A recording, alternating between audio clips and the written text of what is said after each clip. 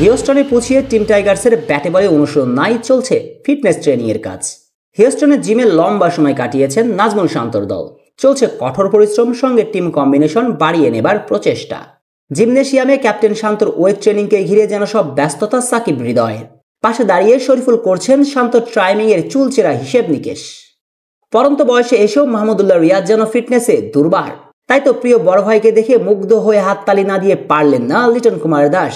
40 ছুঁই রিয়াদের এমন ফিটনেস মনে প্রশ্ন জাগায়, সত্যই রিয়াদের শেষ বিশ্বকাপ তো, নাকি টি-20তে খেলা চালিয়ে যাবেন রিয়াদ? তাসকিনের আপাতত লড়াইটা ইনজুরির সঙ্গে।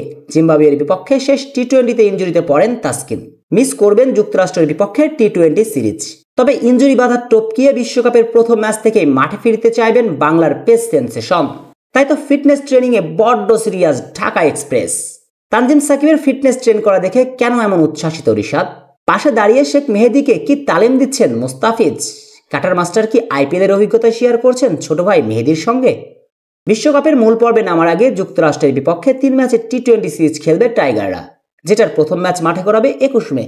কিন্তু ঝড়ে টেক্সাসের হিউস্টনের যে ভেন্যুতে সিরিজের ম্যাচগুলো হওয়ার কথা ছিল, সেই পেরিভিউ ক্রিকেট কমপ্লেক্স ক্ষতিগ্রস্ত হওয়ায় শঙ্কা দেখা দিয়েছে এই সিরিজের আয়োজন নিয়ে। তাই সংশয় জেগেছে বাংলাদেশ যুক্তরাষ্ট্রের সিরিজ শেষ পর্যন্ত হবে তো? শেষ পর্যন্ত বাংলাদেশ যদি এই সিরিজ খেলতে না পারে, তাহলে বিশ্বকাপের প্রস্তুতি অসম্পূর্ণই থেকে যাবে টাইগারদের। অবশ্যই সিরিজের পর বিশ্বকাপের আগে দুটি প্রস্তুতি ম্যাচ খেলার সুযোগ পাবে শান্তর সাকিবরা। প্রথম প্রস্তুতি ম্যাচ 28 মে তারা লড়বে যুক্তরাষ্ট্রের বিপক্ষে।